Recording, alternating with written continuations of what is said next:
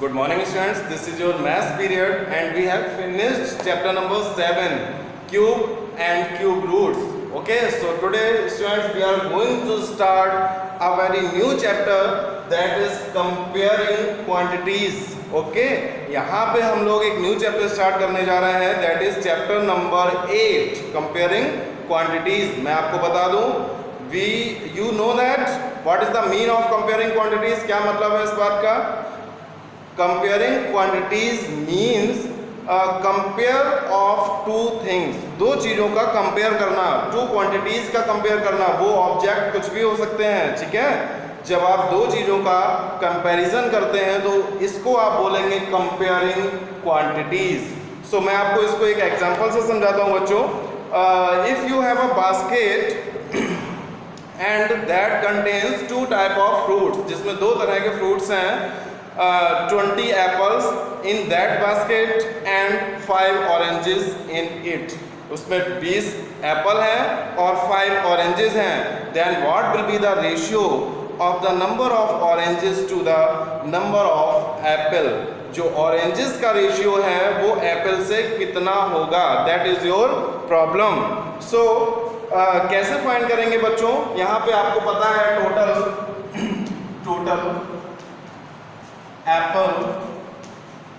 apples are 20 apples हैं and total oranges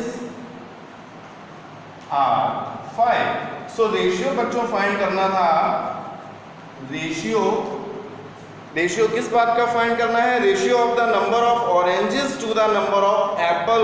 oranges का ratio apple के साथ, so oranges will come in the numerator and 20 will come in denominator, means you will get 5 upon 20. After simplification you will get 1 upon 4 and your answer will be 1:4. okay, is it clear? so ये आपका answer हो जाएगा।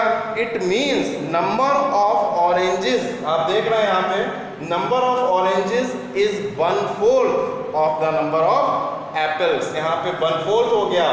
Number of oranges कितने हैं? 1/4 है number of Apple के। इस बात को आप ऐसे भी कह सकते हैं। अच्छा, अगर इसी बात को मैं ये पूछता what will be the ratio of apples to the number of oranges, then what is your answer?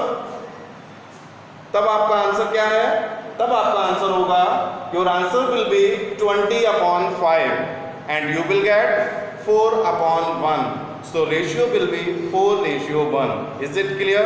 so बच्चों यहाँ पे आप समझ गए हैं कि रेशियो से हम किन्हीं भी टू ऑब्जेक्ट्स के बीच में कंपैरिजन कर सकते हैं। That's why the name of this chapter is comparing quantities. Okay, now क्या कोई और वे भी है बच्चों जिससे आप टू ऑब्जेक्ट्स में कंपेयर कर सकते हैं? रेशियो के अलावा क्या कोई ऐसा पोर्शन है जिस पोर्शन का यूज करके आप कंपेयर कर सकते हैं टू ऑब्जेक्ट में? Yes, that is percentage. यहाँ पे मैं नेक्स्ट एक्सरसाइज में इसको भी डिस्क्राइब करूँगा। परसेंटेज भी एक ऐसा मेथड है जिससे आप टू ऑब्जेक्ट्स का कंपैरिजन कर सकते हैं। You can compare two object. Okay, so students, now I am going to start exercise that is exercise 8.1। अब मैं यहाँ पे एक्सरसाइज स्टार्ट करने जा रहा हूँ because that is a very easy and interesting exercise। exercise 8.1 first question is find the ratio of the following। आपको ratio find करना है। यहाँ पे मैं आपको एक चीज़ क्लियर कर दूँ, हमेशा जो कंपैरिजन है वो सेम ऑब्जेक्ट के बीच में किया जाता है। ये बात हमेशा अपने माइंड में रखिएगा। Keep this thing in your mind that comparison is always between two same things. कभी ऐसा नहीं होता मैं आपसे कहूँ कि एक बच्चा राम 8th क्लास में बहुत इंटेलिजेंट है और एक बच्चा श्याम 11th क्लास में बहुत इंटेलिजेंट है। क्या मैं 8th क्लास के बच्चे का कंपैरिजन 11th क्लास के बच्चे से कर सकता हूँ? नो, दैट इज रॉन्ग, ये गलत है, क्योंकि उसका IQ, उसका मेंटल जो स्टेटस है वो अलग होगा, है ना। सो यहाँ पे कंपैरिजन अगर मुझे करना है तो 8th क्लास के बच्चे का कंपैरिजन मैं 8th क्लास के बच्चे से करूँगा और 11th क्लास के बच्चे का कंपैरिजन 11th क्लास के बच्चे से करूँगा।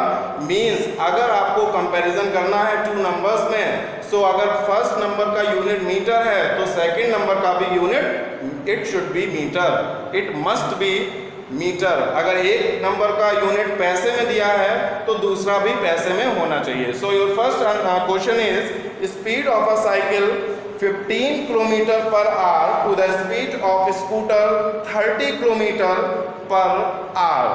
Okay, so exercise 8.1 first question, speed of cycle, speed of cycle, cycle का जो स्पीड है उसका आपको फाइंड करना है रेशियो, किसके साथ, स्पीड ऑफ स्कूटर के साथ, ठीक है, speed of scooter.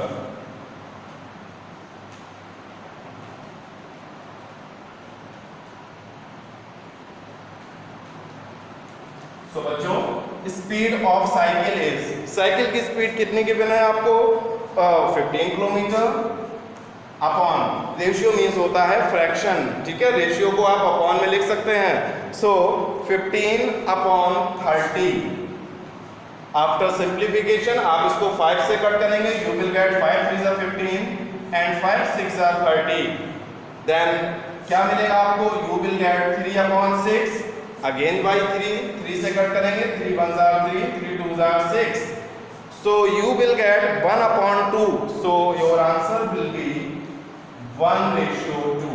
Is it clear? Simple है। Next question is,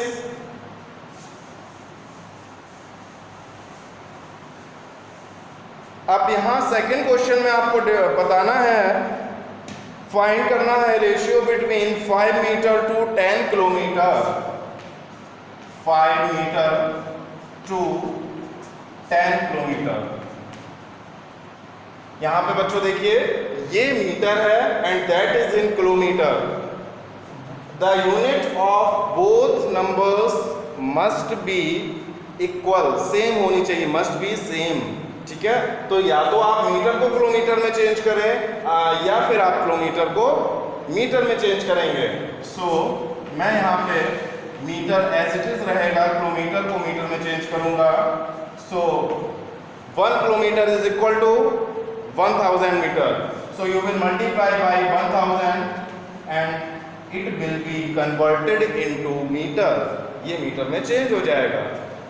so 5 metre to 10,000 metre. अब आपको जो रेशियो निकालना है, देख रहे हैं मीटर एंड मीटर सेम हो गया unit. Now you can find your answer. You will write 5 upon 10,000. Okay. So what will be your answer? After simplification, you will get 1 upon 200, 2000. So you can write as 1:2000. That is your answer. Okay. Now your second question is, I think C part you can do by yourself. पैसे and rupees, you know in 1 rupees there are 100 पैसा, ठीक है, 100 पैसे होते हैं, so that will be 500 पैसे। So your second question is, मैं यहाँ पे सेकंड क्वेश्चन करा रहा हूँ। सो सेकंड क्वेश्चन में आपको करना है convert the following ratios to percentage, percentage में चेंज करना है। 3:4, ये बहुत ही इजी होता है कॉन्सेप्ट। किसी भी रेशियो को परसेंटेज में चेंज करने के लिए बच्चों you will write in fraction, सबसे पहले आप इसको फ्रैक्शन में लिखेंगे, देन मल्टीप्लाई बाय 100 और 100 से मल्टीप्लाई कर देंगे। बस इसको सिंप्लीफाई करेंगे, आप इसको 4 से कट कर सकते हैं, 4 1s are 4, 4 2s are 8 and 4 5s are 20, so you will get 3 into 25 and your answer will be 75%. Is it clear? So that is your answer. So students, I think it's enough for today. Tomorrow we will discuss the remaining questions of exercise 8.1. Thank you class.